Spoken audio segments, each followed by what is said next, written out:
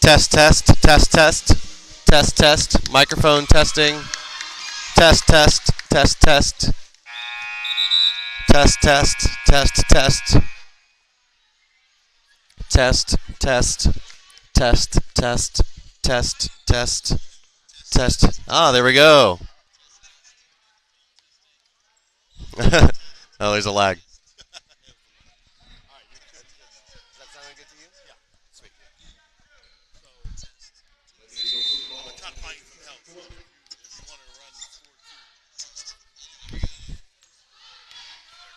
Thanks. And Mingo into the offense now. A nice entry pass on the backdoor cut. And Steele scores for Mingo out of the timeout. This will work. All right, and Flame brings it back up the court. The drive is cut off nicely Mingo's really stepped up their ball pressure here. Steele defends Hagen out on top, who swings to the wing.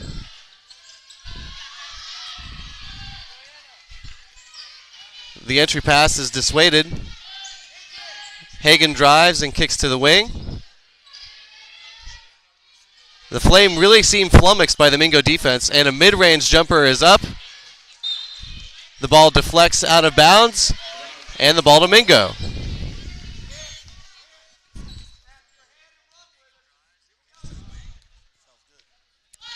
Linder brings the ball up for Mingo Valley as they begin their attack. Ooh, a nice crossover into the lane and a floater, and it is pure. Nice move by Linder. The Flame bring it back up the floor. Let's see if Mingo can continue that defense.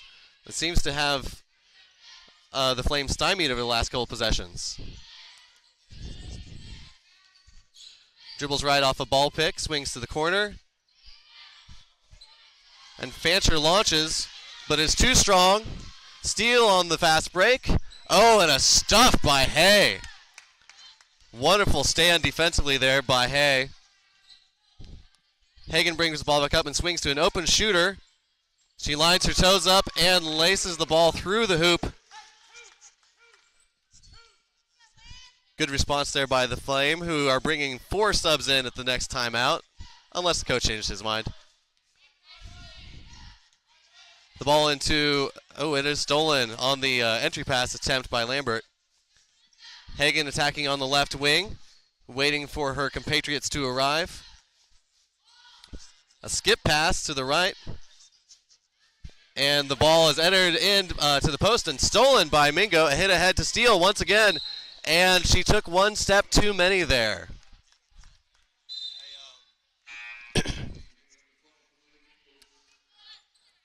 Owens enters for Steele for Mingo Valley.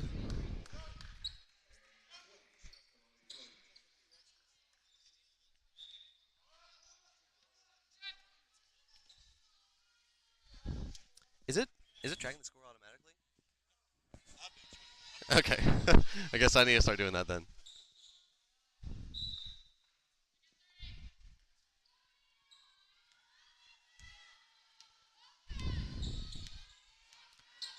Garner calls the play as she brings the ball up for the Flame. And a flurry of screens. Sanders takes the ball up top and swings and sets a ball screen. Rolls. And the ball is deflected out of bounds by Hitchcock.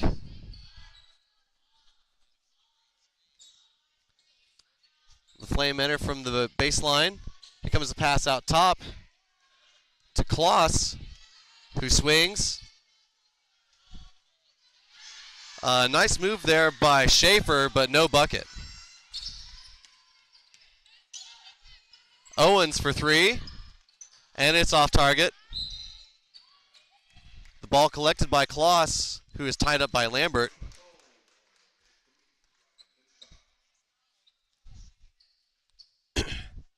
And a foul called on Hitchcock.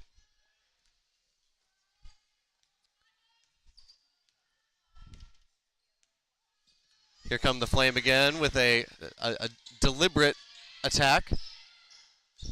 Sanders receives the ball at the high post. Hands back to Garner and rolls. And a foul.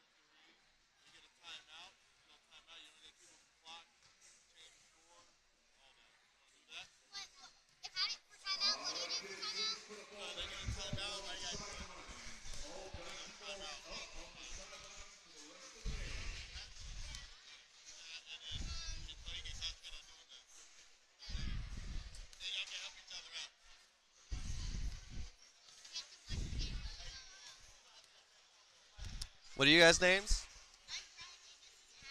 Riley and Addie? Hattie. I'm Paul. Good to meet you guys. Do you know who Avery is? Owens? Yeah, yes. Big. Her little sister. Gotcha. And this is my best friend. Awesome.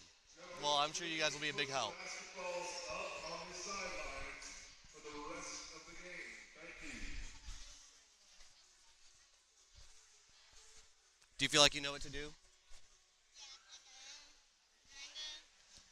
When a team scores a 2-point basket, it's +2 for that team. This is Mingo. This is the other team. So if they foul, do we put plus on those? Right. So if Mingo fouled somebody, you would hit the plus sign here. And then once it turns into the fourth period, we'll change that? Yep. Very good. Very good. Once we start? Yes, I didn't see that. So yes, you would do that if you can. It doesn't show a clock here, so I don't think you have to mess with that. Okay. So 1 point for free throw, 2 point for 2-point shot, and 3 for a 3. Yeah, there's a camera way up there. Oh,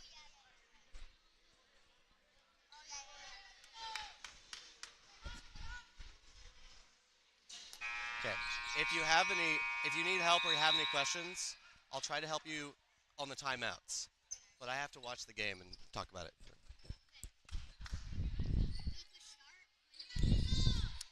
I don't think you need to.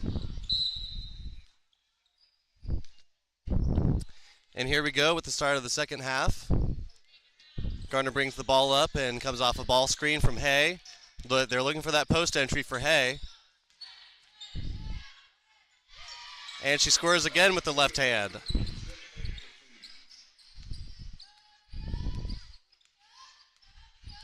Mingo brings the ball back up, and Linder explodes in the attack, but is cut off by Gardner. Ball screen set by Williams, and Linder lets it loose from 3, and it remains loose as it falls to the floor where it is gathered by Sanders. Hit ahead to Schaefer, who enters the ball again to Hay. She is feasting in isolation. She gets the repost, but Linder is staying her ground. The ball switches sides and gets to Manning in the corner. And now Sanders has it up top. The Flame reset. And Steele loses track of her girl who goes backdoor. But the pass is offline. The ball goes out of bounds for another Flame inbound.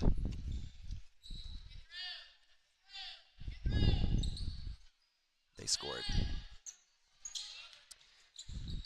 Schaefer stops her momentum and comes back, but misses the shot off rim. Ball comes back into Hay, who was ready, and scores the layup with her dominant left hand.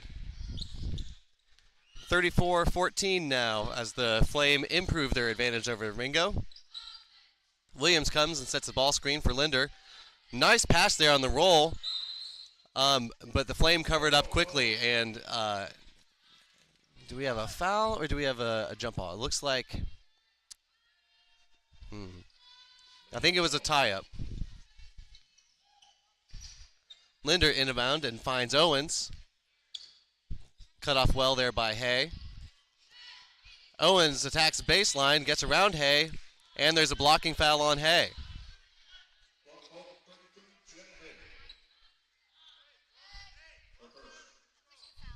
Good job. I think so. Steele on the inbounds and one. She was hit in the back and still managed to make the layup. Nice cut there on the baseline inbounds.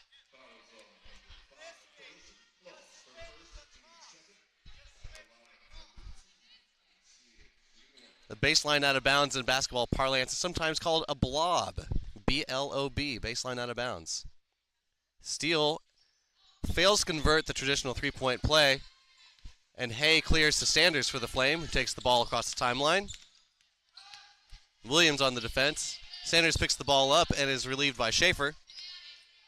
Schaefer enters to Hay once again. Schaefer attacks Owens. Nice dump-off pass as she finds Hay. That's the old drive, draw, dish. I think you're good. Linder attacks. Gardner doing a good job of staying in front despite the size mismatch. But Linder scores on the turnaround. That was a difficult shot, but she made it with ease. Gardner crosses, and they're looking for Hay once again. Linder doing her best job to not allow her prime position on that block. But Schaefer, that is a 1-2 punch right there. It's hard to stop the three-pointer on the reversal and the entry pass on the opposite side at the same time.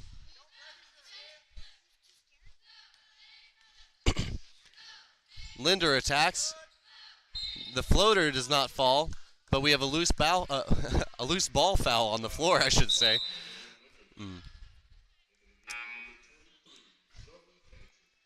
Hay comes off after doing work in the post. And let's see if Mingo can capitalize while she's off the floor. Gardner seems unconcerned with a potential 10-second violation. The ball swings to Schaefer in the corner, who has a bold skip pass. No advantage gained there, though. Sanders enters the ball to Fancher, who after a series of dribbles fails to connect with the rim. Linder brings the ball back up as Mingo seeks to chisel away at that Flame lead. Linder with a series of crossovers finds Owens open in the corner for a three. No luck there as it skips off the front rim. And Mingo stops the transition. Fancher at the high post with a jumper, and it rattles in. Friendly roll there from the loose rim.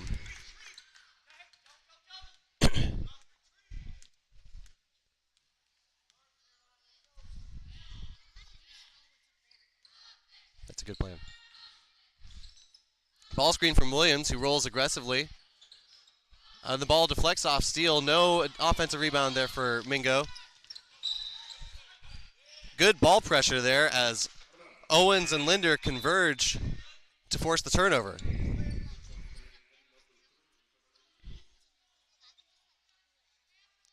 Steele stands to inbound for Mingo Valley. And Schaefer prepares to confront Fincher at the half-court line. She gets low in a defensive stance, and that is difficult pressure to evade for Fincher. For Linder. Linder finds Steele. And there's a turnover. A breakaway for Crouch, who loses the ball temporarily until recovered by Schaefer. A nice pass into Gardner, who was not ready to shoot. And a nice cut by Fancher, who finds that top corner of the glass and drops it in.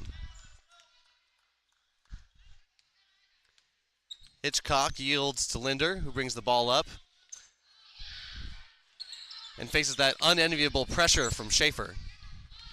A ball screen by Steele, who receives the ball and attacks. Nice move by Steele, but no luck from the rim.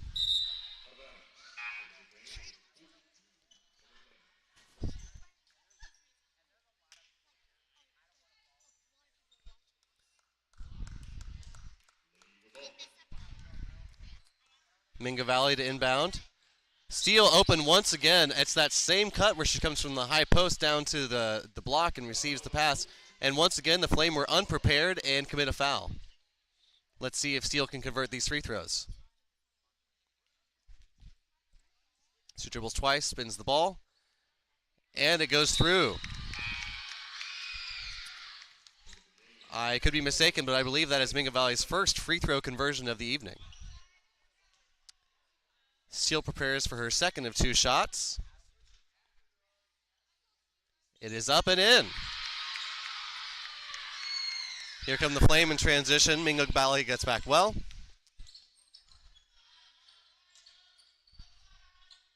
Mingo appears to be setting up a 2-3 zone. Steele jumps at the ball, and Schaefer has to pick up her dribble. Double team on the post entry, and Mingo comes away with the steal. Linder ahead to Steele, and it drops in. Nice conversion there by Mingo Valley.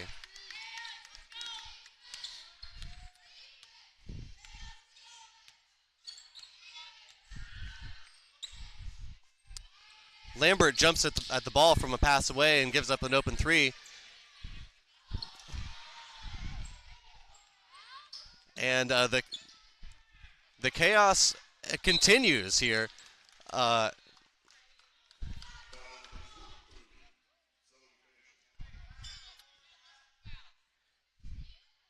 Fancher commits a foul for the Flame, so Mingo Valley will come away with possession.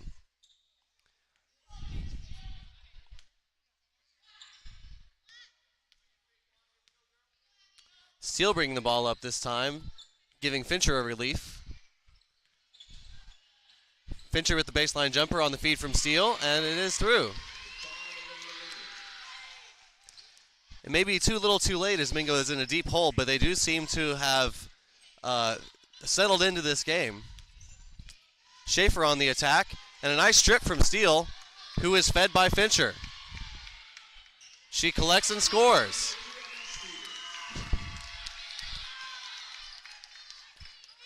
The crowd is getting into it here for Mingo Valley, as the advantage narrows to 17 with a minute left to go in the third quarter. Fancher wide open in the post in the soft spot of the zone, but it makes no difference to Hagan, who loses the ball, and Steele once again on the breakaway, the queen of the fast break. And a feed to Linder, who converts. Mingo Valley making a run here late in the third. 40 seconds to go, and they set up into that zone once again, which seems to be confusing the Flame, unsure how to attack. Schaefer dribbles ponderously.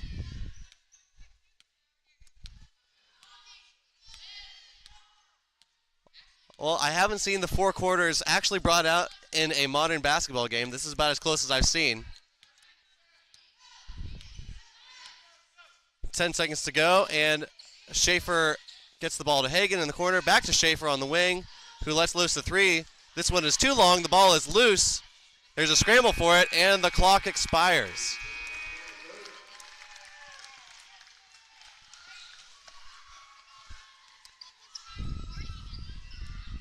Yeah. You guys are doing great. You're just following what's on the board.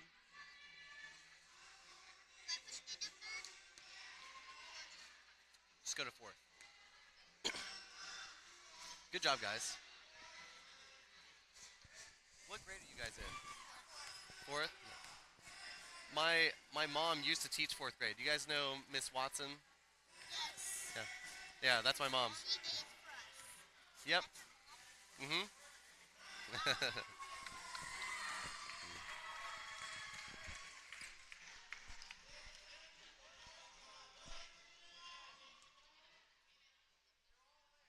Parents, this is a quick note of caution. We do ask that kids not play on basketball goals. There is a slight chance that they could be hurt, and we'd like them not to have that opportunity. So, if you'll please make sure you get out on basketball goals.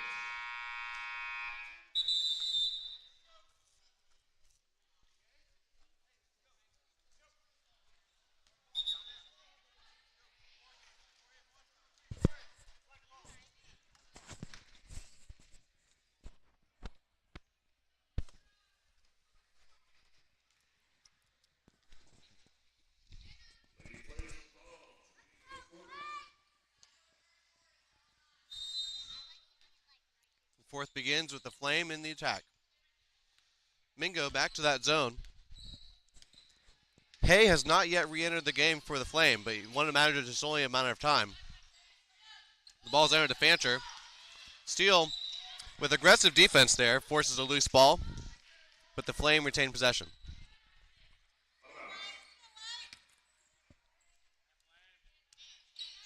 Schaefer against Steele.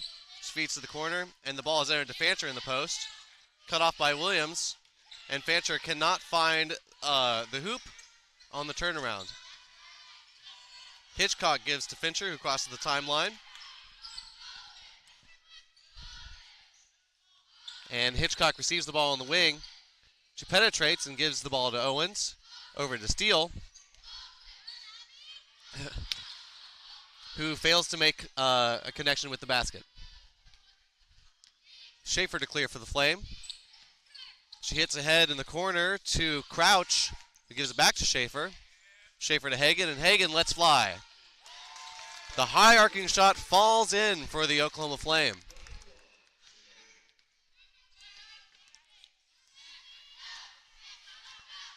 Momentum definitely seems up for grab here at the moment.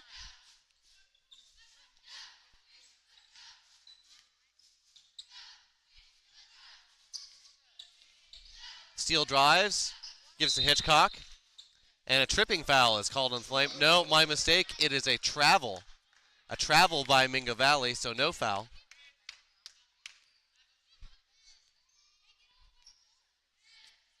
And you cannot sustain a comeback while committing turnovers.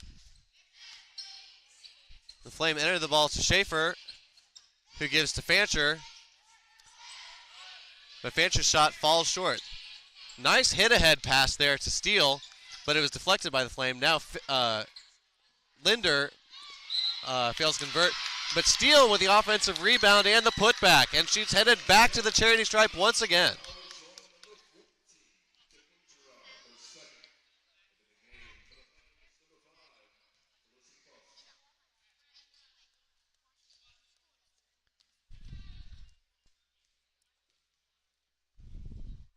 Steele puts the ball up, and she converts the three-point play to draw within 15, the closest the Mingo has been since probably the second quarter. I'm honestly unsure. And the three is away for the Flame, and it hits the corner of the rim. Steele on the breakaway with two Flames in pursuit, and she makes another layup. I don't know what her career high is, but it is in jeopardy.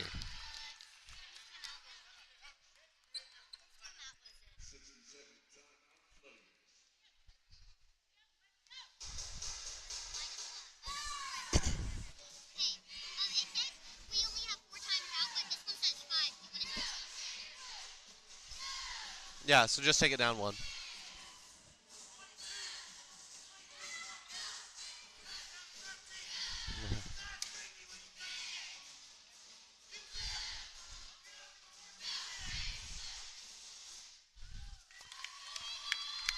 It would seem that Mingo's efforts have made an impression on the Flame coach.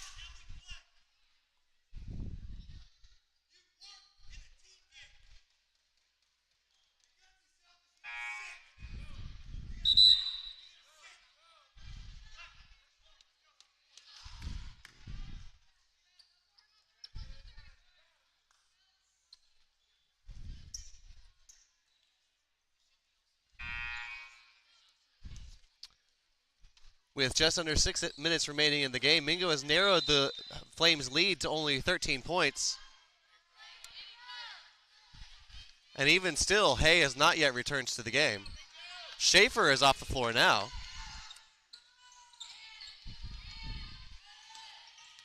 Intense pressure as Owens goes for the steal. The ball is entered to Fancher, who dribbles and is triple teamed. Steele recovers to the shooter and stymies the advance. Owens with the steal, pursued once again by two girls. Owens does not convert but gets the offensive rebound, and the ball gets its way to the Flame, who bring the ball back up. Owens recovers as Mingo settles back into that 2-3 zone. They are giving up the corner there, and it results in the three-point shot by Kloss. Felicity Kloss sinks the three to temporarily stay Mingo's assault. Owens cuts through as the floor is balanced. Williams on the nice feed from Linder scores to bring Mingo within 14 again. 4:40 left on the clock. Kloss attacks the closeout and draws the foul.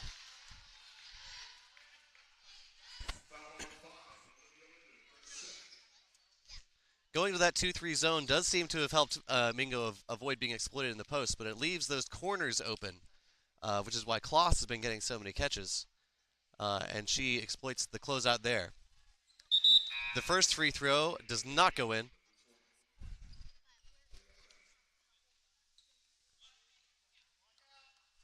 but she will attempt to redeem herself with this second attempt. Kloss's shot is up, and it falls through. Hitchcock inbounds to Owens as Mingo tries to make hay while the sun shines here with 4.5 minutes left. Hitchcock picks the ball up and finds Linder, who attacks. A quick move there as Linder uses her speed to convert a layup. Here come the Flame, bringing the ball back up immediately. Owens guards the ball as Hagen rejects the ball screen, has a nice ball fake and finds Fancher in the corner, but her shot is too strong as it overshoots everything. Hitchcock double dribbles, attempting to arrest control of the ball there. An unforced error for Mingo Valley. Here comes the ball to Kloss. She lets loose. And an air ball once again. Owens with the rebound. She finds Linder. And she has Steele running with her. Steele once again drawing the shooting foul, proving that you don't need to flop to get free throws.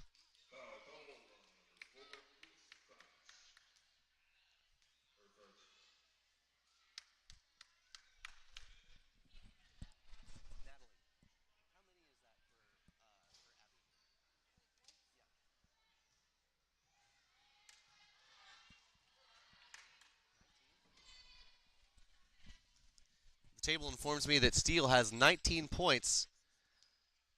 And here on her second attempt, she goes to break the 20 barrier. And despite this being my first game, it would seem I'm practiced at the announcer's jinx. Oh! No call there, despite bowling pins seemingly emerging from the court. Linder on the attack. The ball is loose. Rebounded by the Flame. And Linder perhaps with a frustration foul there.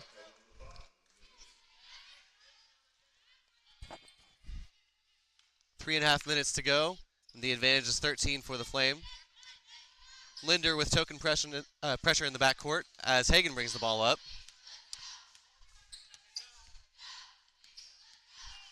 Linder applying ball pressure.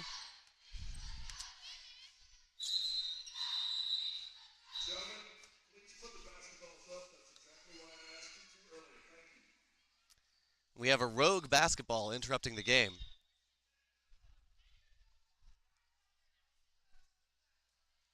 And the referee has a few words for the gentleman practicing at an inopportune time on the other court.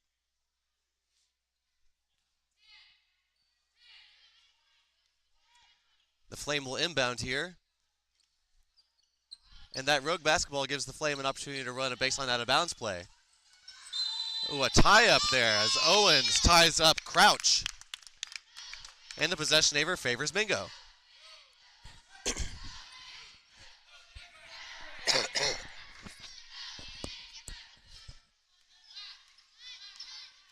Linder brings the ball up for Mingo Valley. Steele cuts through. Linder attempts to go in isolation. Turns around. The shot just rims out, but the offensive rebound by Steele, who does overcome that 20-point barrier despite my best efforts.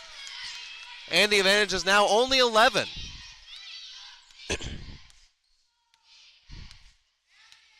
Mingo is back in a man-to-man. Owens applying pressure. And the baseline cutter, Kloss, attacks the closeout. And she scores over the outstretched arms of Williams, who is there on the help defense. That is why you can't give up baseline. Steele on the attack finds Williams. Back to Owens, who shoots a runner on the baseline and draws the shooting foul. Mingo Valley has been living at the line here as they attempt to come back in this one.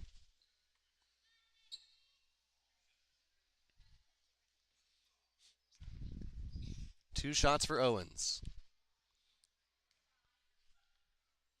The gym hushes as her first one bakes in.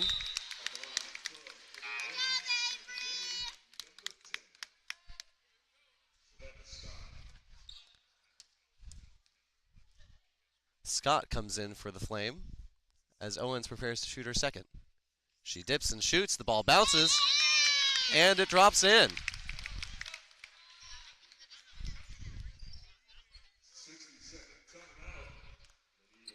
And once again, the lead is down to 11. But time is growing thin for Mingo Valley as they call a timeout to discuss their plans.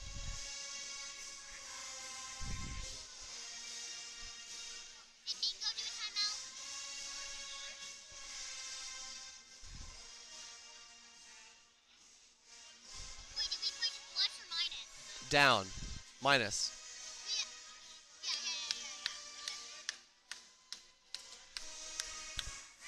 You're behind a couple. So the Flame have 3, and Mingo has...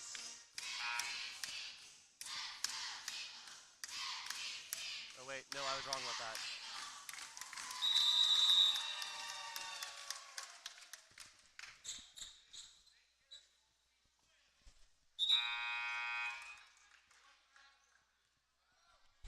I think the fouls are off.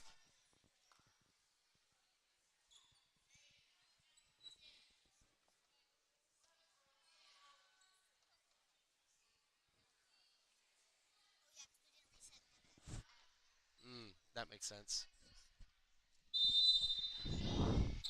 Coming out of the timeout, Mingo applies full court pressure. That must be why they call the timeout. A tieout is attempted, but it is not successful as a foul is called against Mingo Valley. And Fancher comes up limping.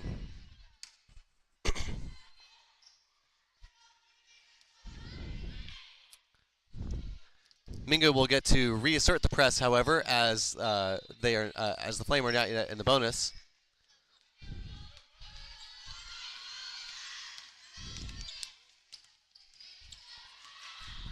The Flame break the press well.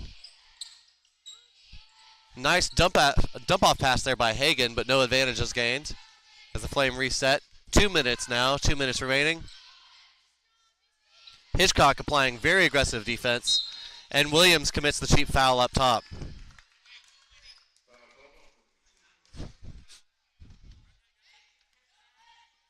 Still no bonus for the Flames, so they will inbound on the sideline here. Williams applying pressure on the inbounder.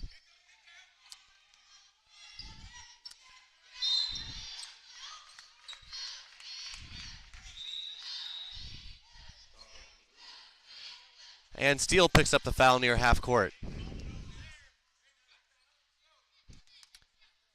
And it would appear that the Flame have finally entered the bonus as Crouch steps to the line for a pair of free throws.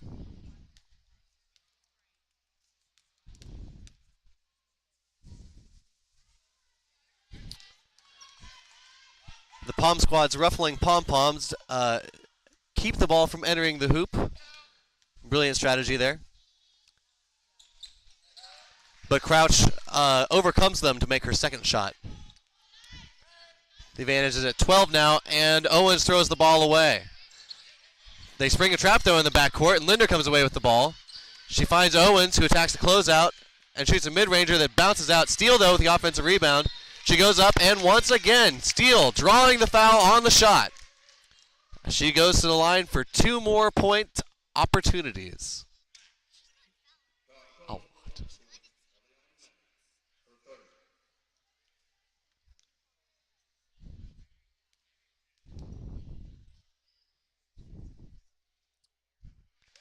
And Steele's free throws are increasing in accuracy as she sinks that one straight down the middle. Once again, the advantage is 11. Let's see if Mingo can get it to single digits before the game ends. That one rims out.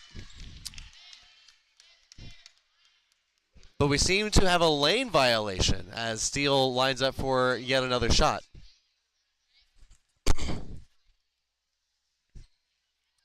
Ball is up, and it is in. Mingo closes to within 10. And a steal for Mingo. A steal by Steele, who once again draws a foul. She is going to foul out the entire roster.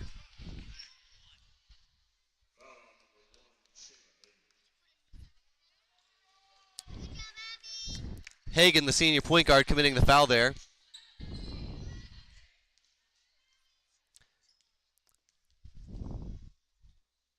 Steele dips and shoots.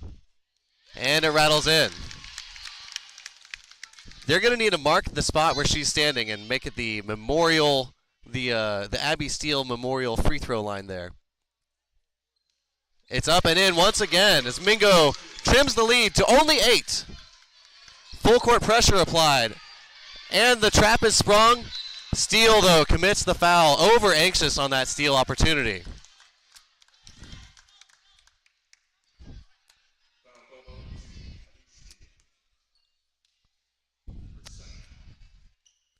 Having a player named Steele that attempts so many steals is a challenge. Linguistically. Fancher with 2 shots. The first one rims out. And Mingo will need to collect this rebound if available, if they want to have any hope of clawing back in these final moments. Fancher's shot is up and off, and Steele with the rebound hits ahead to the cherry-picking Linder, who attacks. The ball is stripped and it is loose. There's a scramble for it along the baseline, and it's a miracle that it has not yet gone out of bounds. The possession arrow favors the Flame on the jump ball there. 74 seconds remain to close this 8-point gap. Fancher takes the ball and inbounds to Manning. Manning crosses, and Steele commits the foul from behind.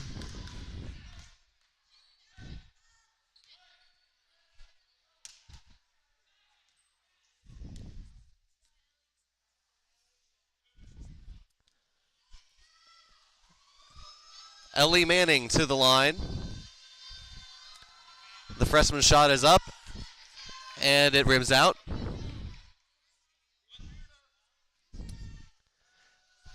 After having a cherry picker attack them on the last possession, the Flame were not even contesting this rebound, instead getting back on defense. Linder crosses over, gets the ball into Steele, who attacks. That has to be a call one way or another, but the refs are generous. Owens drives and is fouled by Crouch.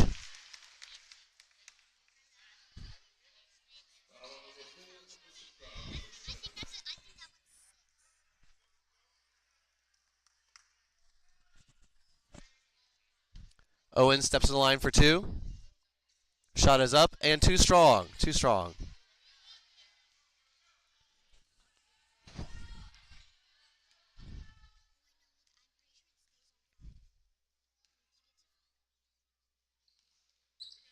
Owens' second shot also does not find the bottom of the net.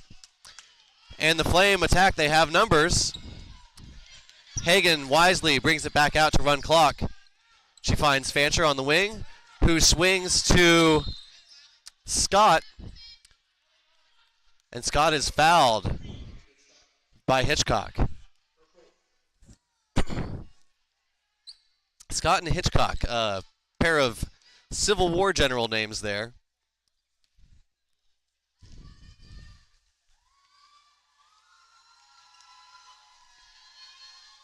Once again, the Flame bring 4 players down court to avoid any potential quick scoring opportunity for Aminga Valley. Lambert enters the game for Williams, no doubt because of her three-point shooting capability.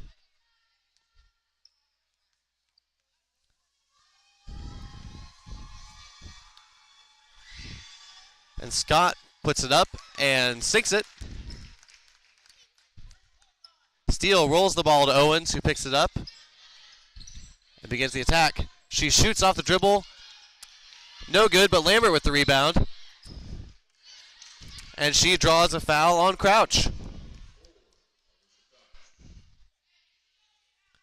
Mingo facing a 9-point deficit as Lambert steps to the foul line.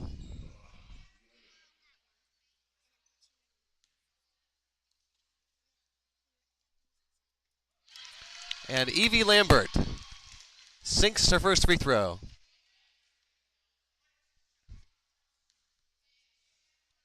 Spins the ball in her hands, no dribble, goes straight for it, and it rims out, but an offensive rebound by Steele, who loses it out of bounds. That was a bouncy one.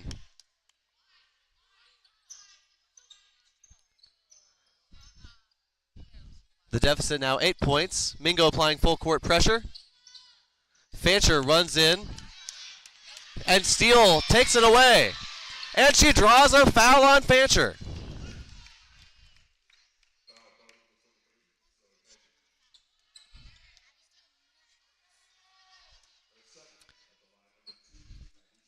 She's going to need to ice that free throw shooting hand after this one.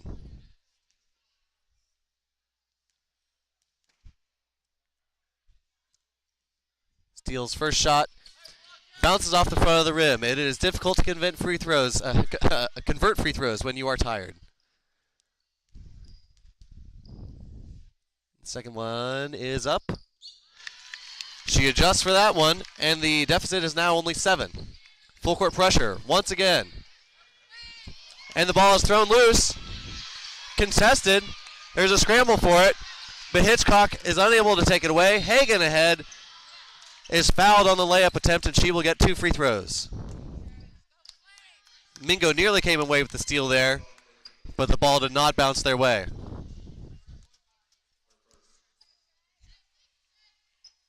Hagan with 2 shots here.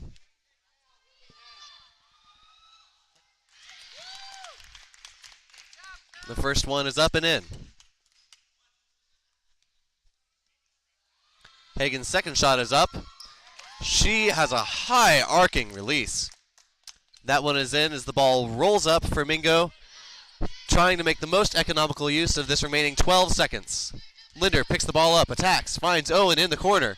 You have to shoot that. She finds Linder, who passes to Hitchcock. The shot does not make it. The ball rolls to the game's end as Mingo falls 56-47. A brilliant comeback attempt by Mingo Valley, despite at one point facing a deficit of approximately 20 points. And the teams line up and shake hands. Good sportsmanship here on display.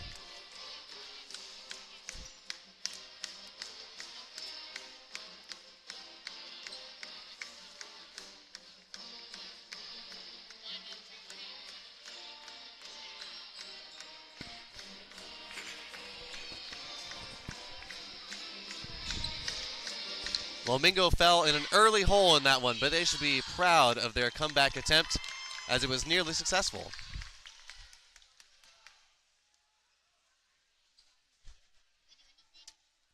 I don't know. Thank you for joining me. This is Paul Watson on the play-by-play. This is the first game I've ever called, so thank you for being a witness to that. And I hope you'll stick around for the boys' game, which apparently starts in about 15 minutes.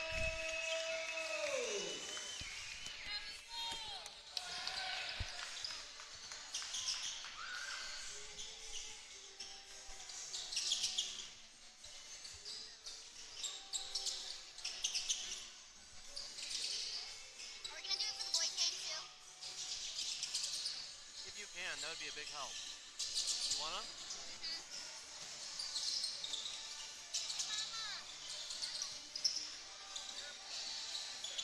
I think you just reset everything.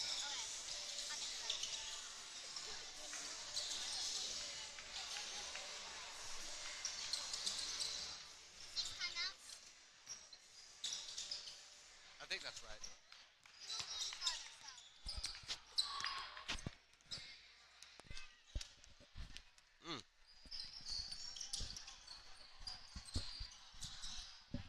Hey, Jeremiah, do you have the boys roster?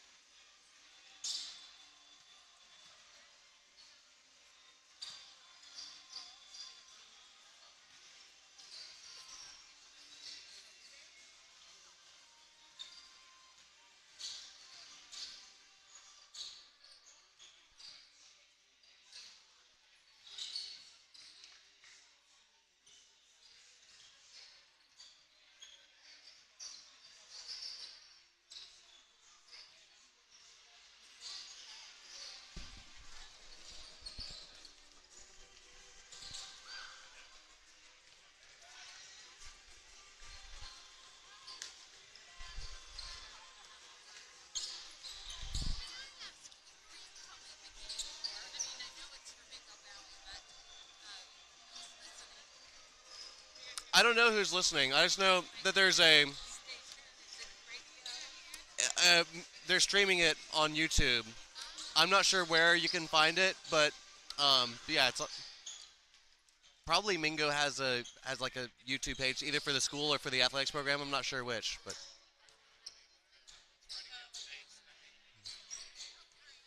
you're welcome.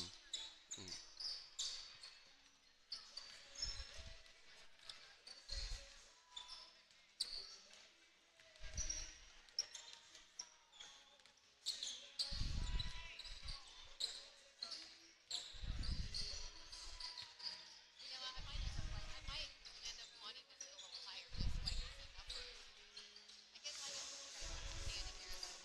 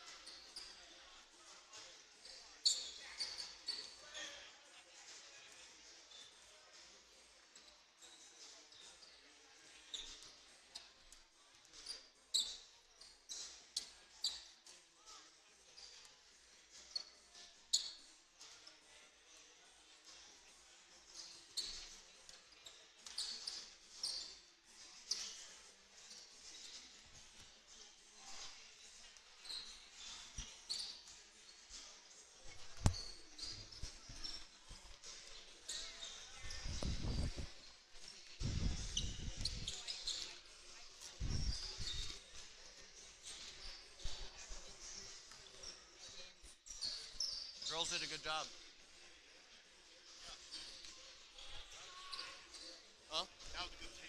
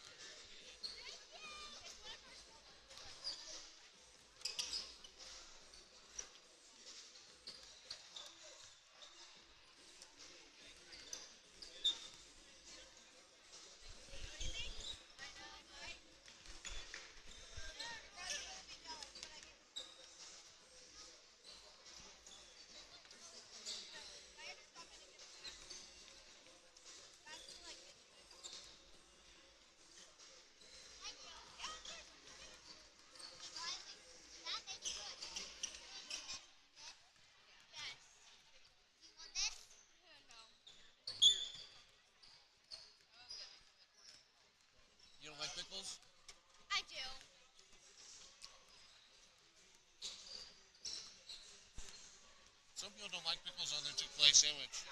I take them all. Riley's nibble crazy. You still ate it. Yeah, I eat them off my finger.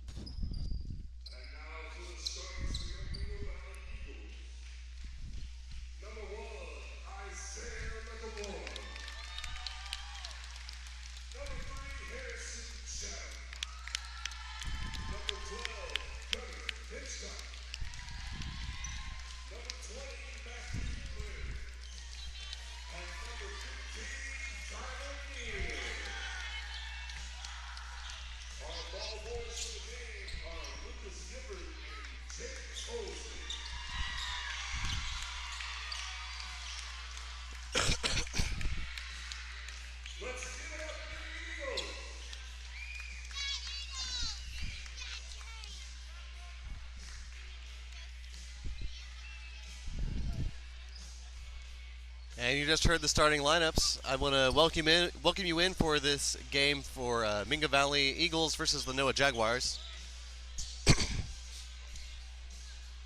Incidentally, Mingo alumnus Andrew Layden is in attendance, and he gave me $5 and asked to say his name on the air.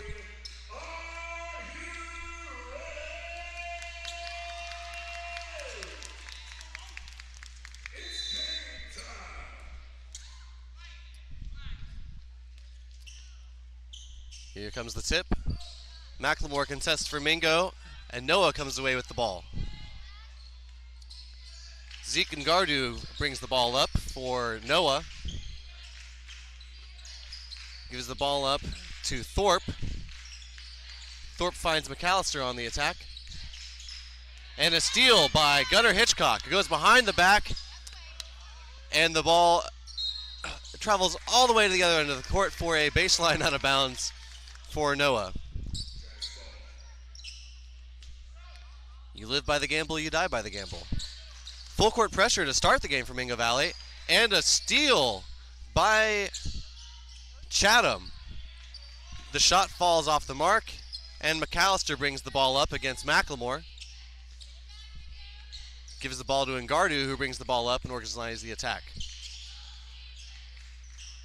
Thorpe dribbles to the wing where he is confronted by Hitchcock. The entry pass is stolen by Clary.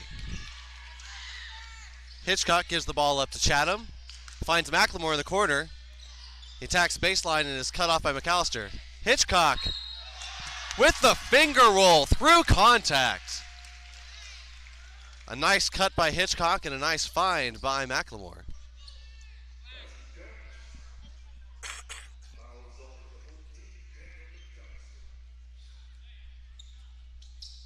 McAllister with the foul as Gunderson steps to the line for two. I said Gunderson, but his name is Gunnar Hitchcock. Clary with the rebound, and he puts it up for a quick 4-0 advantage by Mingo. Full court press once again with McLemore in the lead. Arterbury brings the ball up against Chatham. He launches off the dribble, a deep one, and to the side. Rebounded, though, and put back in by Colby. Full court pressure by Noah as well. Hitchcock dribbles into the trap, but does find relief in the form of Chatham. He gives the ball up to Clary. Makes a nice reverse layup on the baseline drive. Hitchcock forces a travel. Both teams with aggressive presses leading to a series of turnovers. And McLemore brings the ball up for Mingo Valley. Swings to Chatham. Serially on to Neal, and the ball finds Chatham. Neal attacks, and he converts through contact.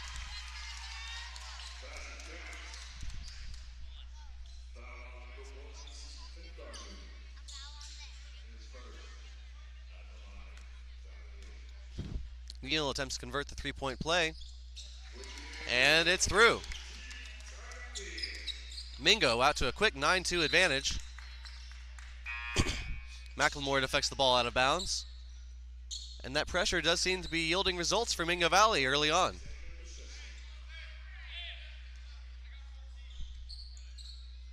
Mishesky into the game for Noah. Thorpe brings the ball in and finds Arterbury. And the cutter was not looking for the ball there.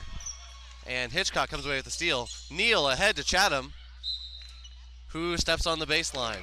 That pass was just a little out of reach. Mingo sets the press again. And McLemore's long arms are intimidating at the front of that press. Hitchcock with another steal. He dunks it!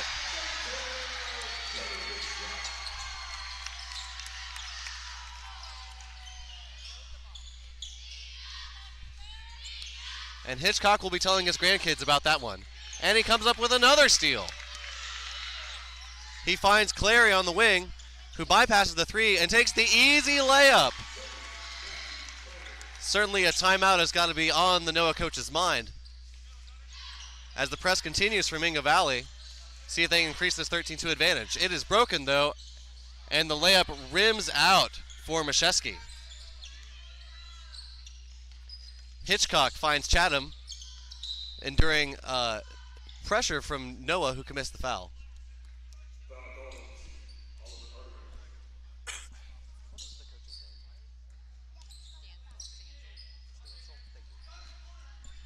Hitchcock finds Clary in the corner for three. The shot is up, and it is in.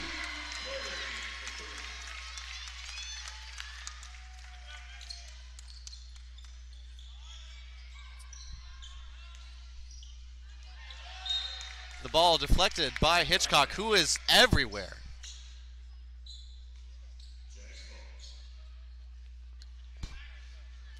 Hitchcock returns to the court after a brief recursus to the locker room. And McAllister scores after getting deep position. The made bucket allows Noah to set up their press. But Neal breaks it and finds Clary open in the corner again. Clary is 2 for 2 from that spot. A high-quality possession for Minga Valley as the lead swells to 19-4. Mashesky out on top for Noah. He launches off the dribble, and it is wide left. Neal with the rebound. McLemore up top for Minga Valley, and he pulls up from three. It rims out.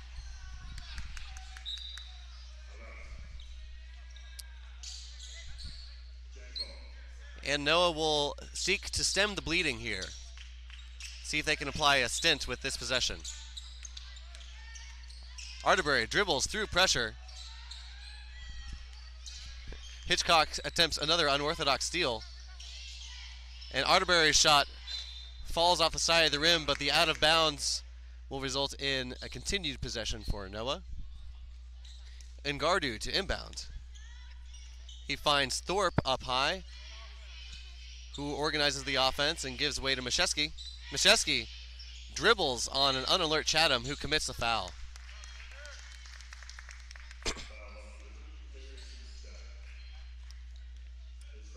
Mashesky stands to the line for two shots.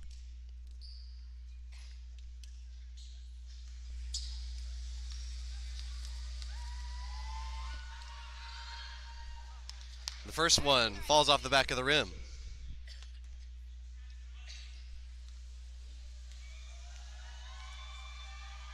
Mashesky's second shot is up, and it's off the front of the rim. Rebound to Hitchcock, who is stuffing the stat sheet in this first quarter. Chatham draws the foul on Arterbury.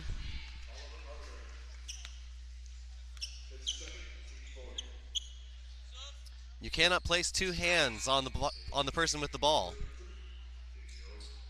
And that foul was correctly assessed.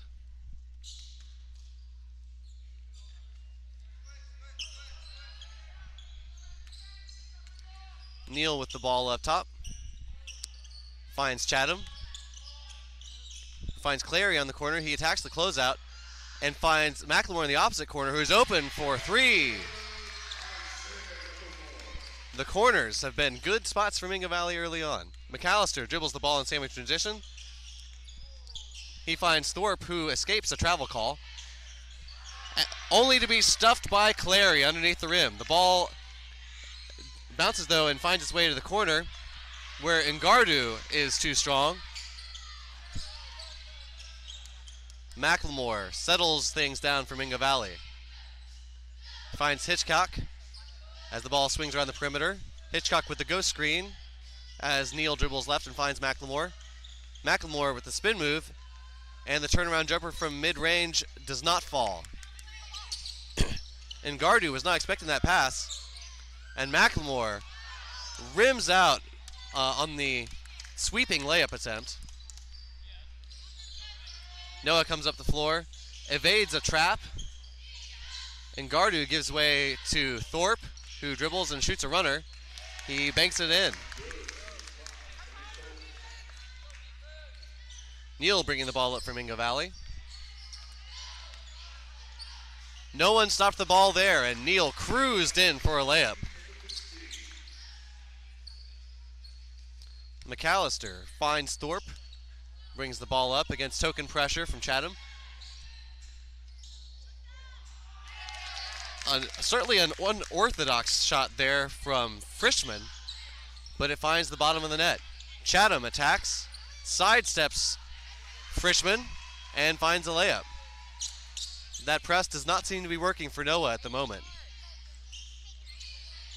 Hitchcock stands in and receives contact, no whistle.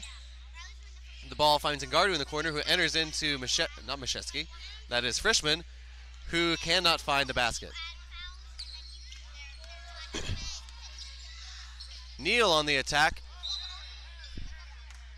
Can't quite get the ball high enough to bank it in, and Mingo commits a foul on the rebound. Is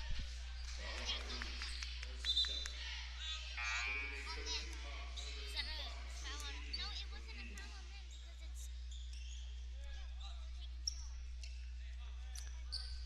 Both teams have 5 timeouts.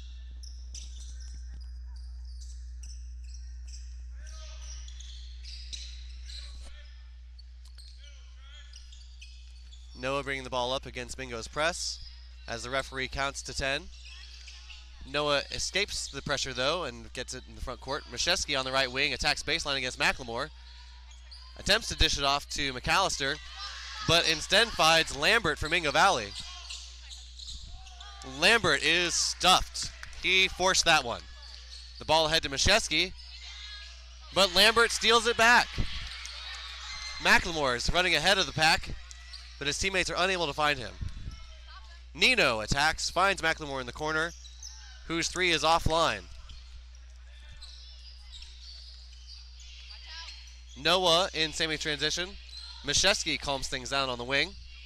He attacks baseline against Clary, but is cut off. Mashesky on the fadeaway, and he buries it.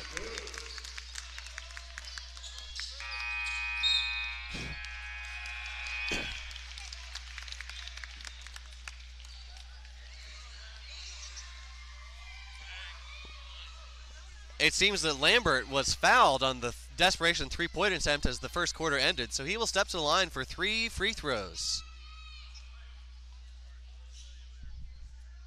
The first one is in, and it is pure. Lambert is a good shooter. Comes from a family of shooters. But they will not be discussing that second shot around the dinner table. Lambert lines up for his third shot. And he makes 2 of 3. So Mingo with a strong 17-point lead after the first period. A flurry of scoring in that one. We'll see if the pace slows down in the second quarter.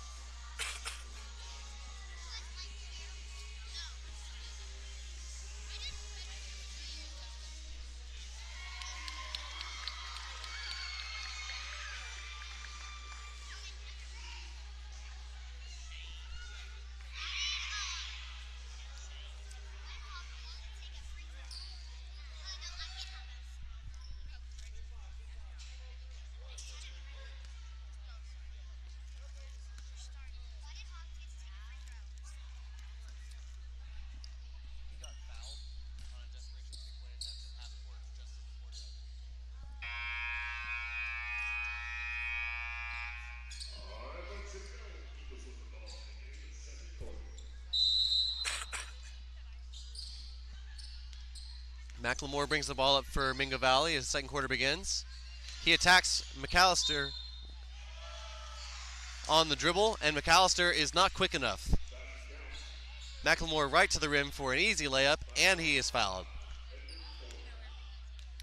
Not the way you want to begin the quarter if you are Noah.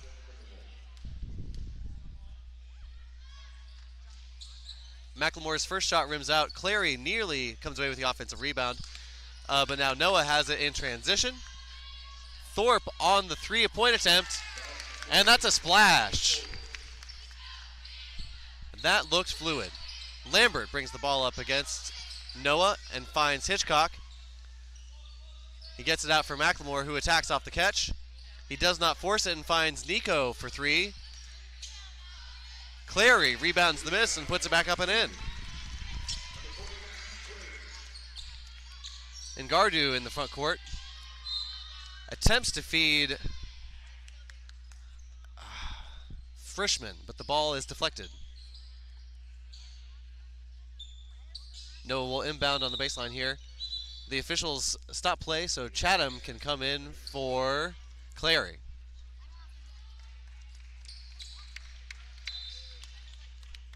Ngardu to inbound.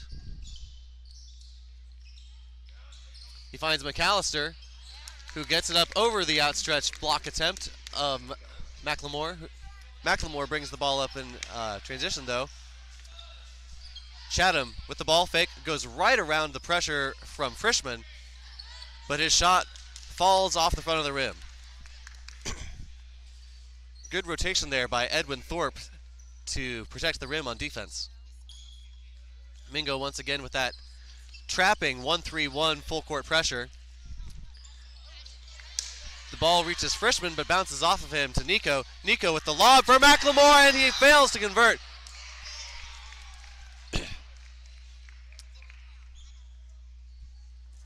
McLemore with a hard fall, but he seems to be all right.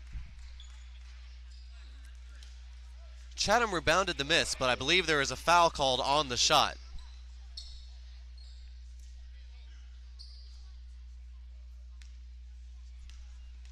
McLemore steps to the line for two.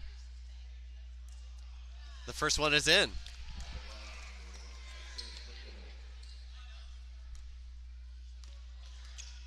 Correction, I earlier said Nico, but it is in fact Nino.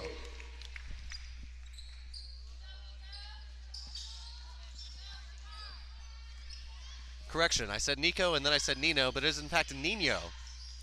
So the third time is a charm. Chatham steals it. Heads ahead to McLemore, who dunks it. He did take 3 steps, but I suppose the referees did not think it affected the play.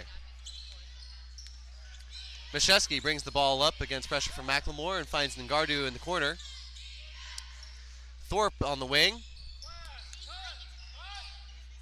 The ball is entered to Thorpe in the short corner. His mid-range jumper is offline. McLemore ahead of the pack once again. Once again, a 3-step dunk.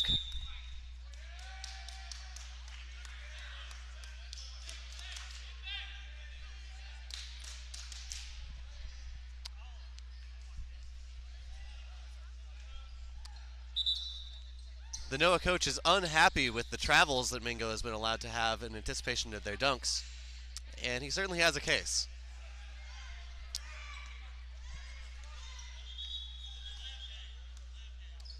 And play is stopped by the baseline official.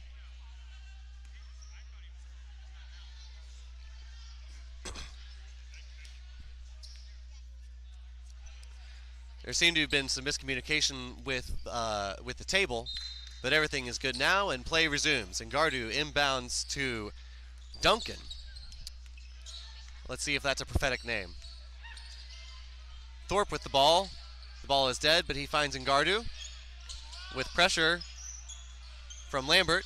Mashesky now against McLemore. He isolates against McLemore, a questionable decision. Hitchcock finds Nino. Hitchcock finds Nino again, but Nino's layup is short.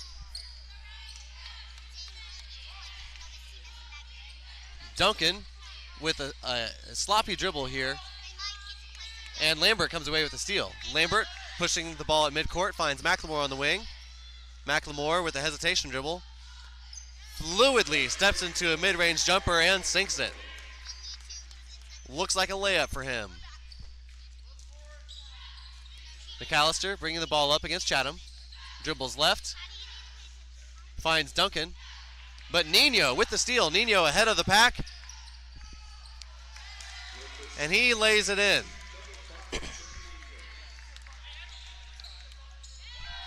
Wow, what a steal by Hitchcock. In Ultimate Frisbee, they would call that a greatest. Chatham on the 3. It rims out. Amazing athleticism by Hitchcock on that steal there. And Hitchcock fouls the shooter with his tuchus.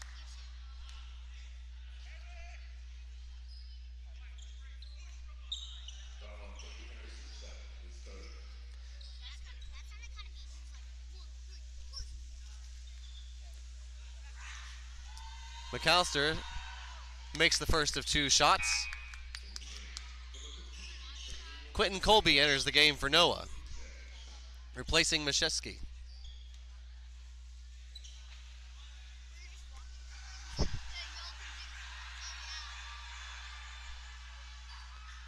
The cheerleaders bark at the foul shooter, but he overcomes their protests and makes the shot. Neal into the front court, finds Hitchcock, and gives way to McLemore on the left wing. McLemore takes McAllister off the dribble, cut off, finds Hitchcock, who drives, kicks to Nino for the wide open 3, and Nino sinks it.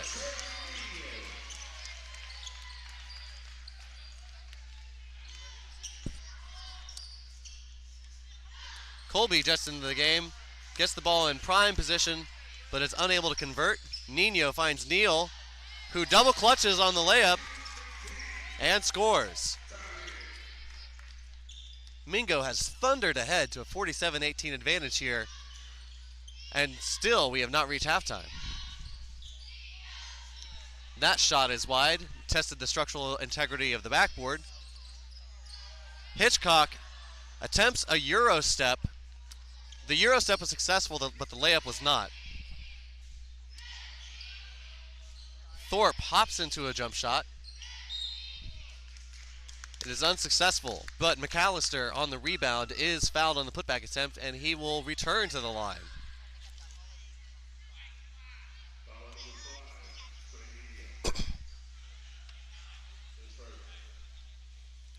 Nino with 3 fouls already.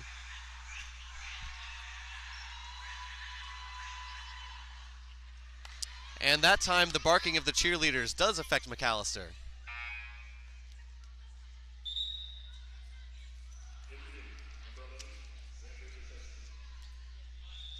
Mashevsky returns to the game, replacing Ngardu.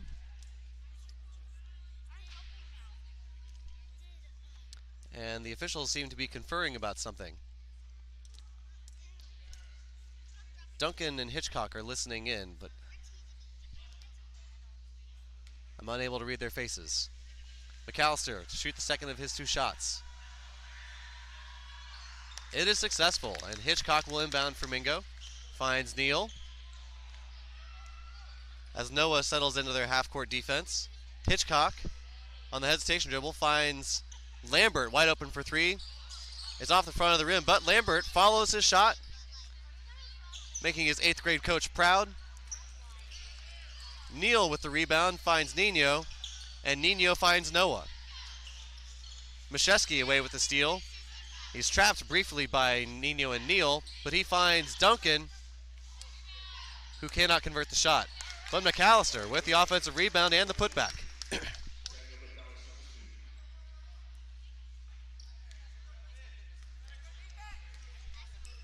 McLemore begins the attack for Minga Valley. Checked by McAllister. A quick crossover, and Neal is stuffed at the rim by Mashevsky.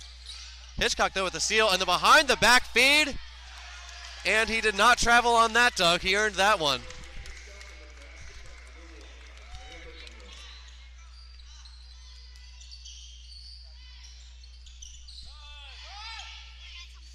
Thorpe up top for Noah, and he cuts off of the pass to get it in the corner. The entry pass to McAllister is turned away by Nino.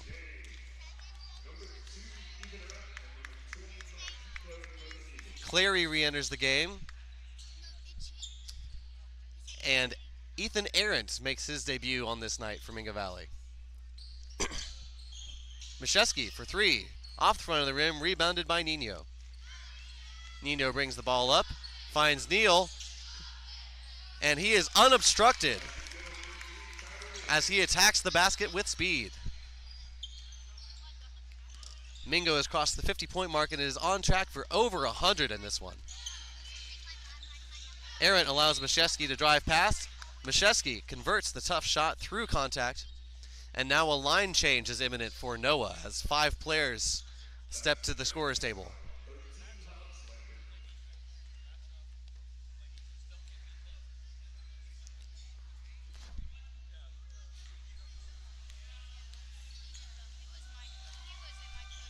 Mashesky's shot is up and it is off the back rim. The substitutes will have to wait.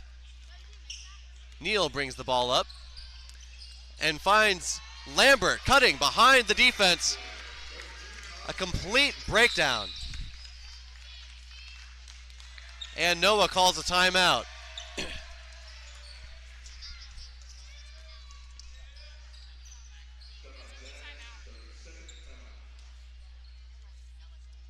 Mingo with the 30-point advantage has got to be feeling good about things now.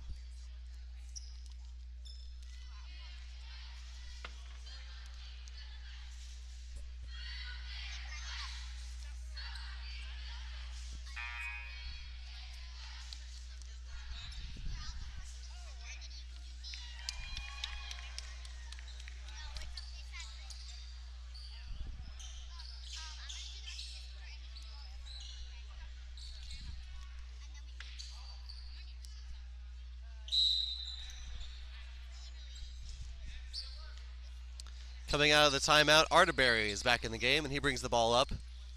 Noah has brought in that line change I mentioned before, and the coach gave them a pep talk about closing the half out with good defense. Well, they'll have an opportunity to display that defense now as Arterberry loses the ball out of bounds.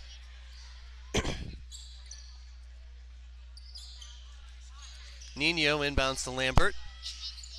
Lambert finds Clary, who gives it to Neal at the corner. Lambert on the cut, but his floater is too strong.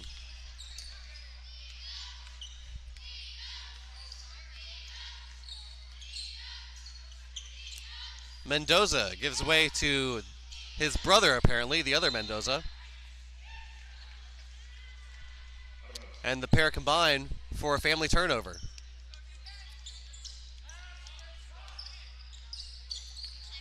Neal brings the ball up for Mingo and calls 2 down.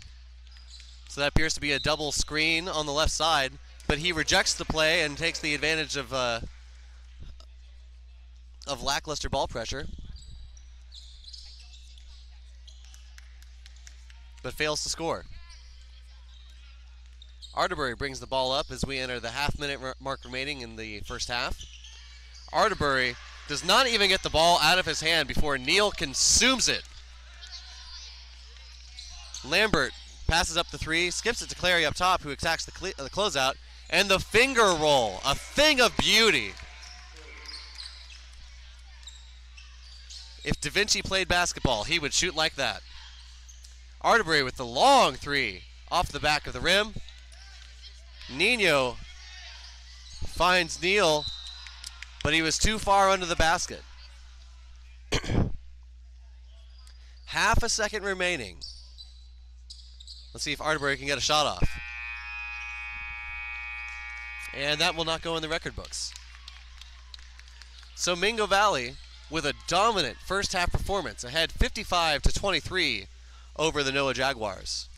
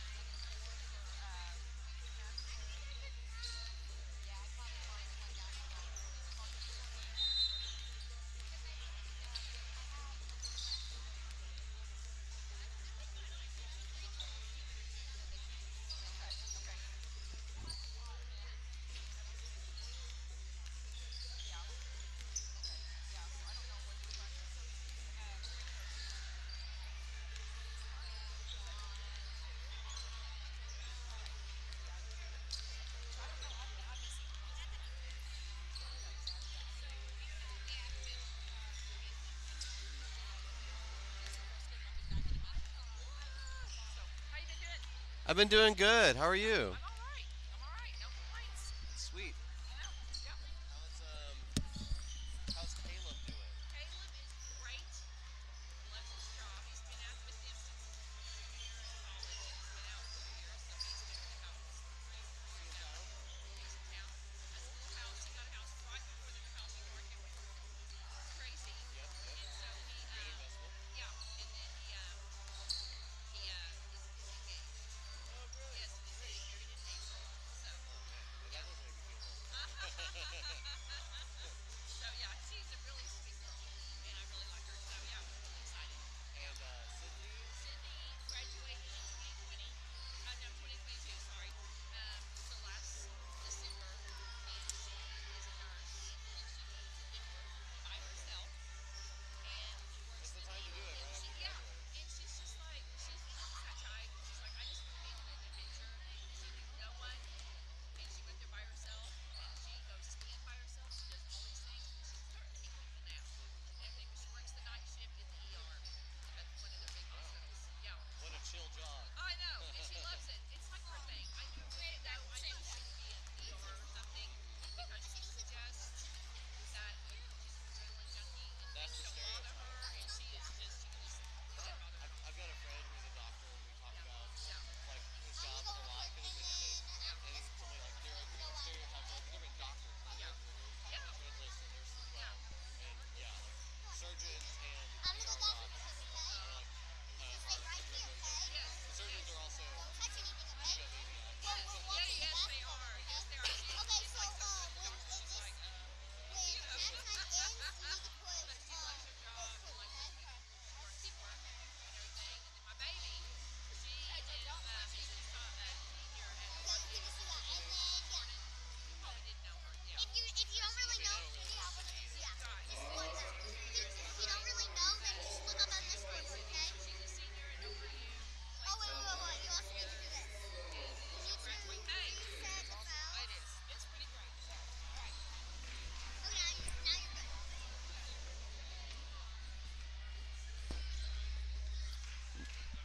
You're taking over. She's going to Okay. You feel good about it? You know what to do? Great. How do you set water? I think they're going to adjust the score. The two bookkeepers were just talking to each other, and I think they agreed that they missed the basket, and they're going to update the score probably any minute now. Just watch this back.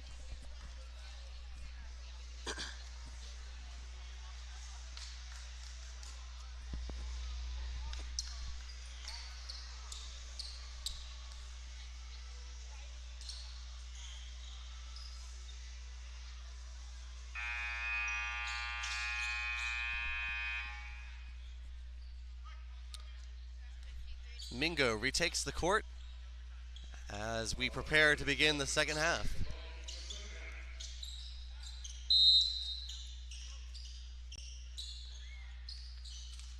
Arterbury up top for Noah. Swings to Mashesky. McAllister cuts back door but is cut off. Mashesky on the drive. Scores over the top of Chatham. Mashesky does seem to have a smooth stroke. McLemore gets the ball in the corner. Gives way to Chatham, whose three is long. Rebounded by Arterbury. Arterbury bringing the ball up for Noah. He's defended by Neal. He swings it to Hitchcock, who plays for the wrong team from Arterbury's perspective. McLemore rebounds his own miss and puts it in. Arterbury bringing the ball back up for Noah. He finds Mashesky and clears. Mashesky dribbling the ball up top. Enters the ball into Duncan, who posts up against Clary and scores, turning over that right shoulder. A good-looking drop step there for Duncan. And Mingo commits a violation on the inbounds. They crossed the baseline before the ball did. McAllister gets the ball in the inbounds and scores over a prematurely leaping McLemore. Neal gives the ball to Hitchcock. who finds Clary under the basket. The hoop and the harm for Clary.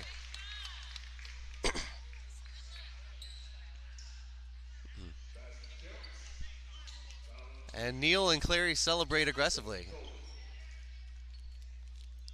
Thorpe enters the game for Mashesky. And they will miss his mid-range scoring as he takes the bench. Clary dips and shoots. The high-arcing shot falls off the front of the rim. Arterbury bringing the ball up for Noah.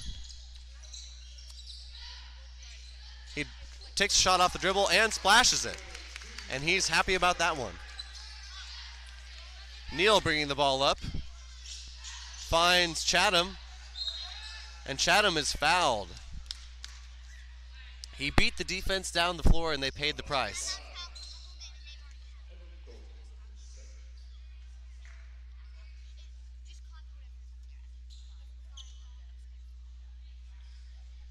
Chatham steps in the line. I failed to mention that the leading scorers at halftime, both Clary and McLemore had 13 for Mingo, which that is now out of date. And McAllister had 9 for Noah in the first half.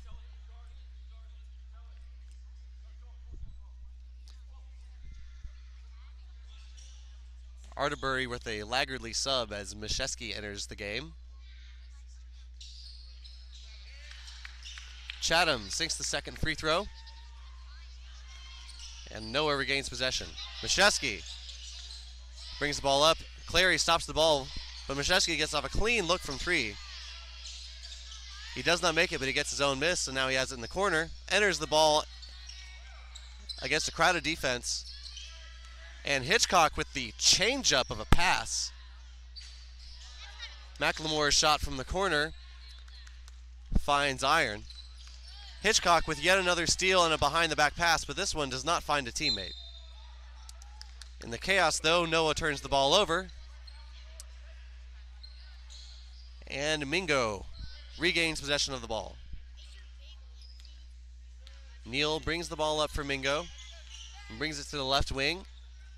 Calls a play. And now McLemore finds Neal on the back cut. Noah was caught sleeping, but they were woken up by that score. Noah brings the ball. Oh, he picked up his pivot foot, but there is grace apparently for that. Thorpe lets loose from 3. The shot misses, but McAllister recollects. McAllister for 3 from the corner, and he cashes that one in. Neal ahead to Hitchcock, and Noah really needs to address their transition defense.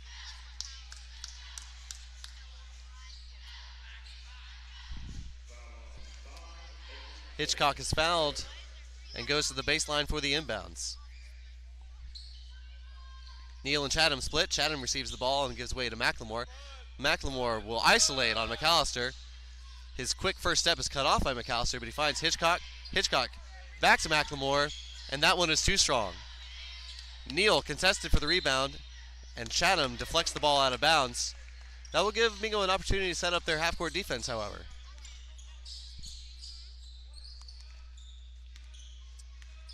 Mashesky brings the ball up for Noah.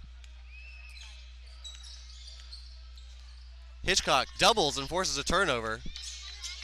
McLemore ahead to Hitchcock, who fumbles the ball but still manages to spin it in. Chatham deflects the ball, stolen by Hitchcock, but Hitchcock travels. One more ballet class and he would have retained that one.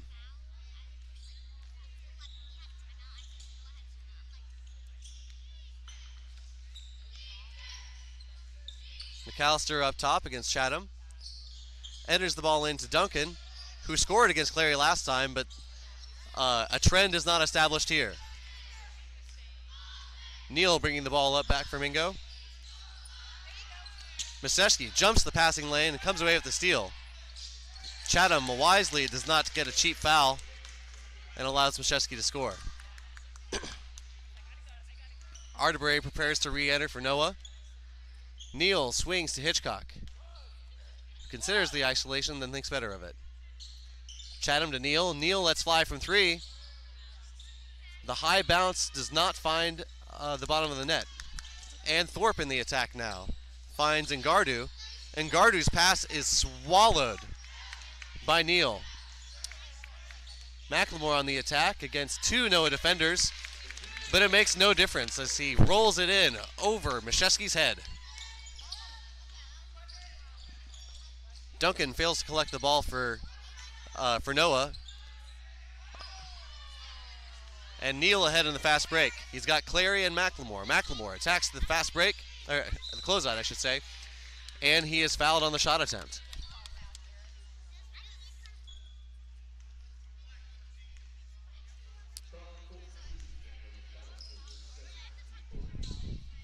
Noah has definitely hung in this third quarter when considered alone, as the halftime lead was 30 and is now 29. But they dug themselves in a pretty big hole in that first half. Turnovers and fast breaks are the theme of this game.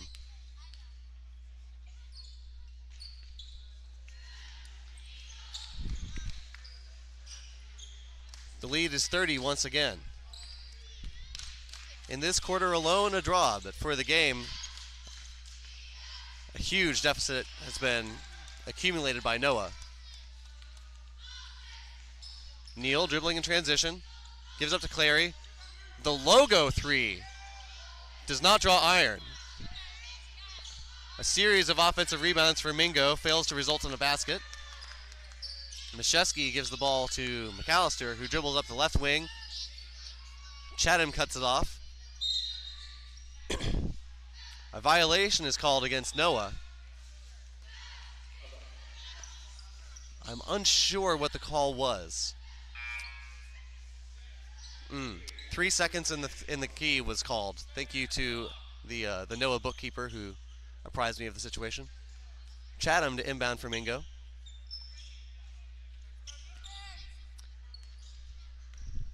Nino and Lambert have re-entered the game for Mingo Valley. Lambert nearly turns the ball over. Mashesky is aggressive in those passing lanes. Nino for three. He does not get fortunate there, but Clary bails him out with the floater on the assist from Neal. Lead now 32 for Mingo. McAllister attacking Chatham on the dribble. He has the size advantage, but Mingo stops him with a double team. Duncan gives to Mashesky. Mashesky to McAllister. McAllister has the advantage here, but he takes too many steps. You are only allowed two.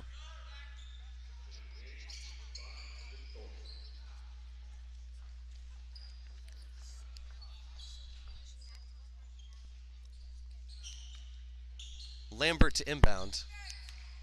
And Neal brings the ball up for Mingo Valley. Mashesky, once again, very aggressive in those passing lanes, but Chatham manages to retain possession of the ball. He attacks, and McAllister is unable to stop him at the rim.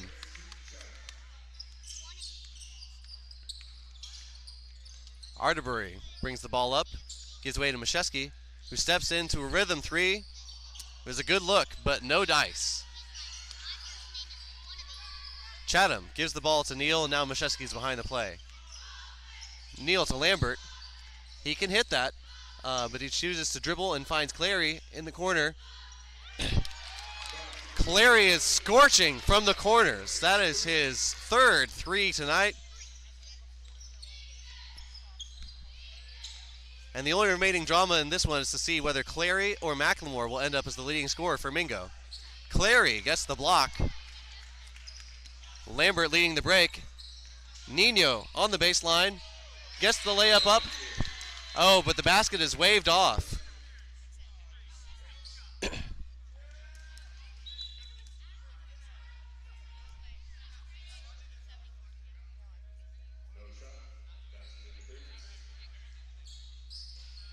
Nino's basket erased by his own teammate. And Mingo Valley calls the timeout.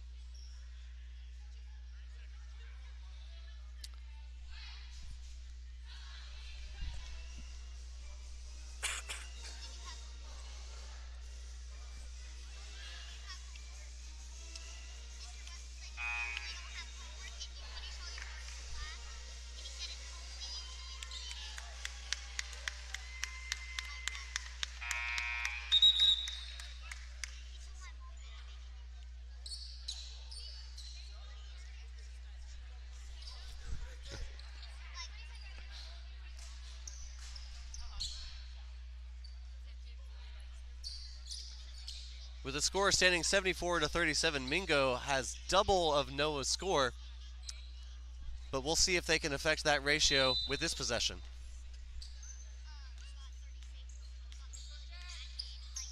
Arterbury enters the front court for Noah. Swings to McAllister on the wing.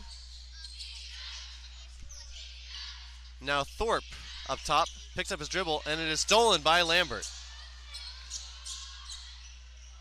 The high layup explores the outer reaches of the backboard, but does not find the pot of gold at the end of the rainbow. Mishesky with the ball for Noah in the corner. Lobs it in carelessly for Thorpe, and Neal comes away with the ball.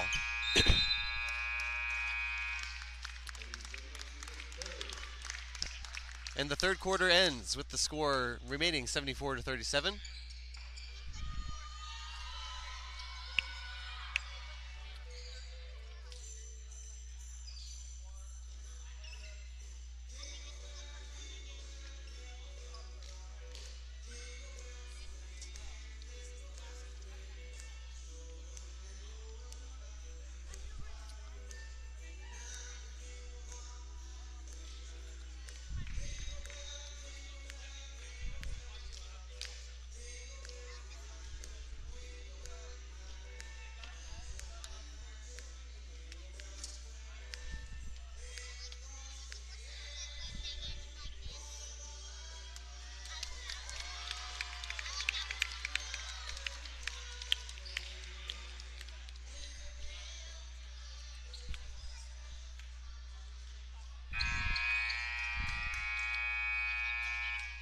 I would like to apologize for my mistake in number 15 for Noah. I have been calling Duncan, but his name is Colby.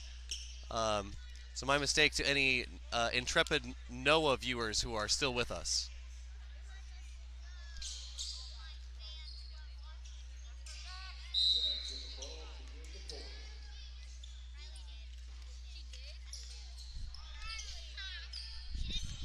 Mishesky begins the attack for Noah.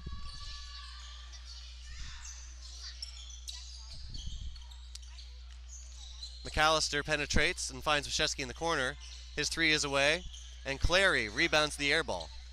He clears to Neal, and Neal in transition. Mishesky swallows the shot from Ethan Arendt.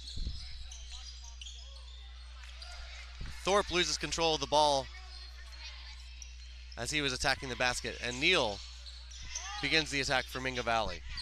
Lambert catches the ball on the cut, gives way to Arendt. Arendt finds Neal on the cut through the paint, and now Lambert to Clary on the outside. He isolates on McAllister, spins into a fadeaway jump shot. He seeks a foul call, but the official's whistle is for an out of bounds.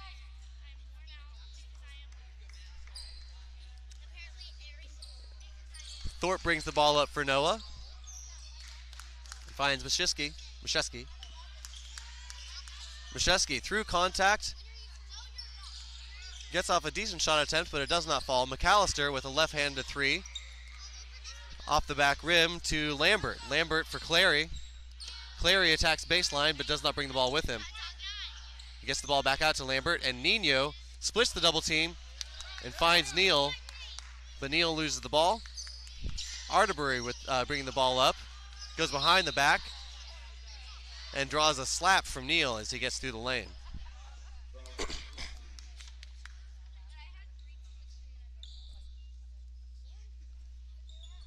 Arterbury with the corner three. It does not go in, and Neal attacks. He finds Arendt on the wing. Arendt's shot is away, and it just rims out. A clean look for Arendt, but it did not fall. Thorpe bringing the ball up, swings to Mishesky on the wing. He attacks baseline on Arendt and sneaks the ball in through contact.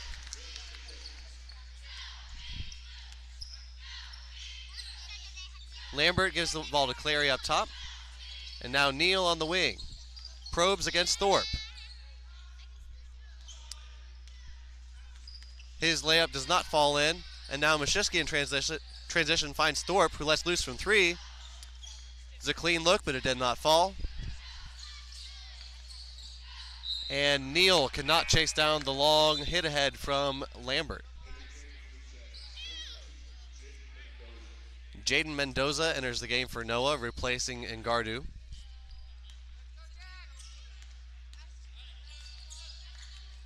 Arterbury brings the ball up against Nino. Thorpe on the wing. And Noah was initiating a sort of a weave until Mashesky took the ball off the dribble against Arendt. Arterbury's three is very long, and Mendoza cannot track it down before it escapes out of bounds.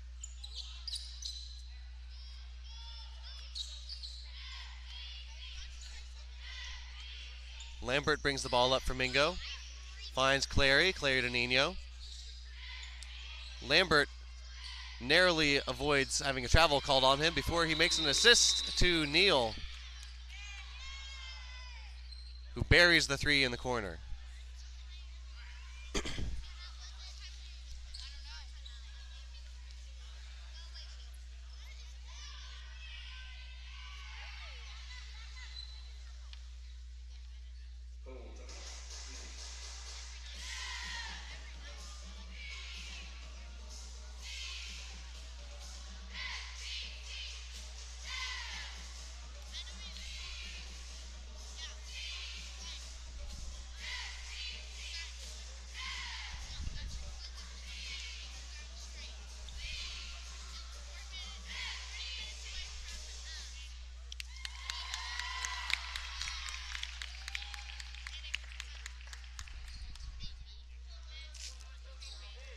Are you gonna eat the rest of this? It's probably best if you eat them so that I Thank you. Nice.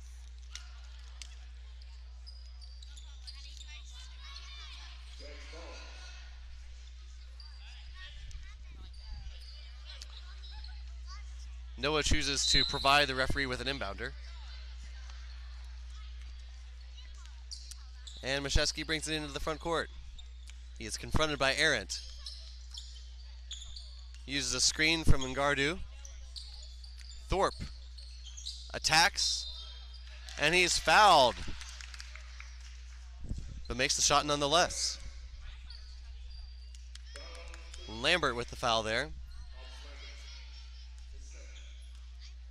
And it's his second foul. Thorpe follows up the layup with a converted free throw. A few subs have entered the game for Mingo Valley.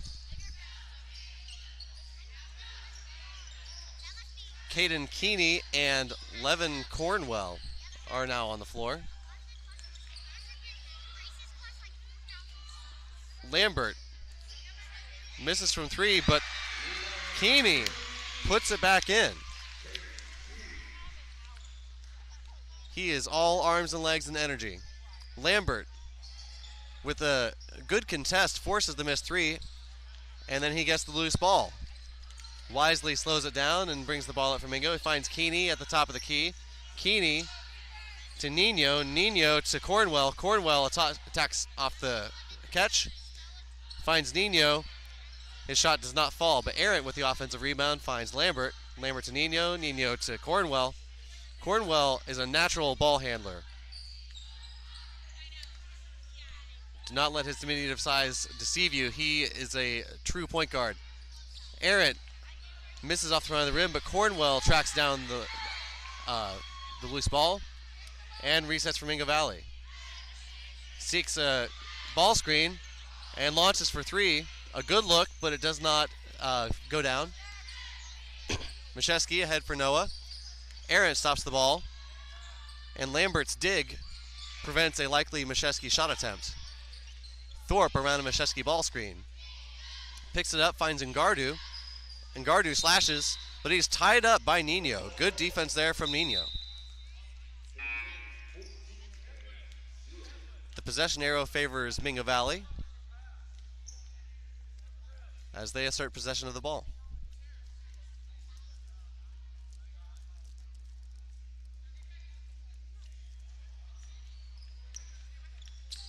Lambert brings the ball up against Mashesky. Keeney with the ball screen. He rolls hard. The ball finds Cornwell, whose shot explores every part of the rim, but not the net. Thorpe steps into a three. It doesn't fall. This is the true Duncan. He gets the rebound but cannot convert. Cornwell finds Lambert on the hit ahead. Lambert is confronted by McAllister and finds Cornwell. Cornwell isolates against Duncan, gets past him, and his layup falls. Cornwell with cement shoes there as Cornwell blasts past him.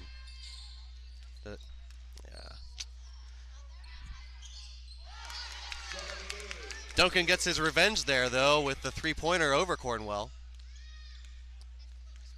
Nino bringing the ball up for Mingo. He finds Arrett, who exploits the the failed steal attempt that is stuffed at the rim. Cornwell, though, with another layup attempt, falls off the front rim. And Keeney with the rebound. The ball finds Arrett.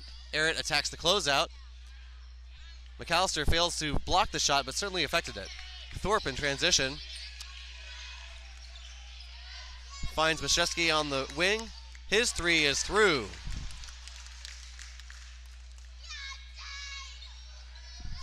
.80 seconds left and a 33-point advantage for Mingo Valley. Not even Tracy McGrady could save Noah now.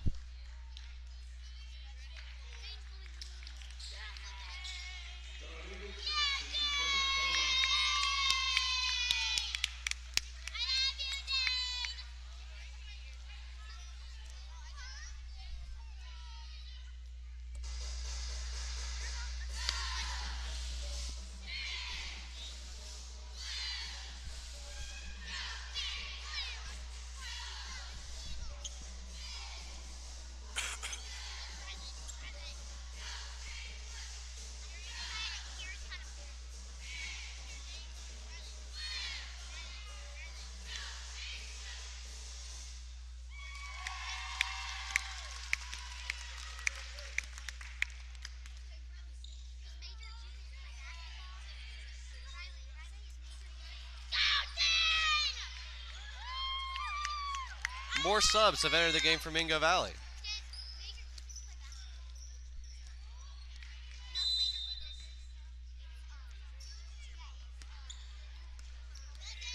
I'm going to be honest, folks, I don't have all of their names and numbers. So some of these will be anonymous scores. The three does not fall.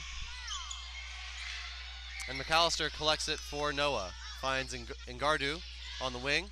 Ngardu has his pass stolen by Nathan Bennett, the freshman, who takes it himself and converts the left-handed layup.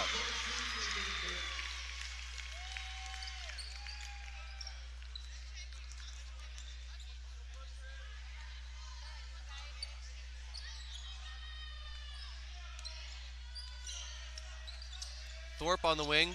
Bennett digs, forces Thorpe to drive right, but that works out for Thorpe. Cornwell dribbles and escapes the trap with the pass ahead. Keeney turns over his right shoulder but does not score. He rushed that one a bit.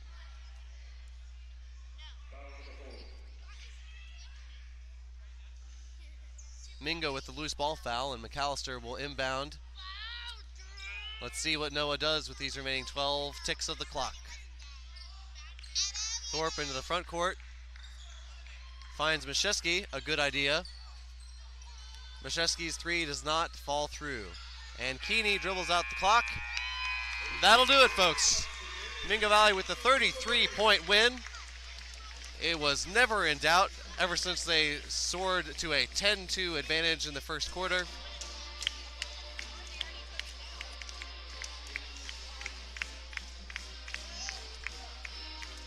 Fantastic performances from McLemore and Clary. Excellent three-point shooting, and we saw 4 slam dunks tonight for Mingo Valley.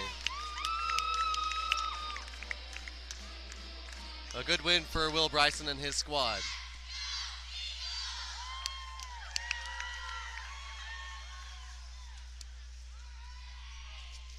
Single Valley family, I won't see you before then, so have a very Merry Christmas. We'll see you guys in January. Do we just leave this? Thank you.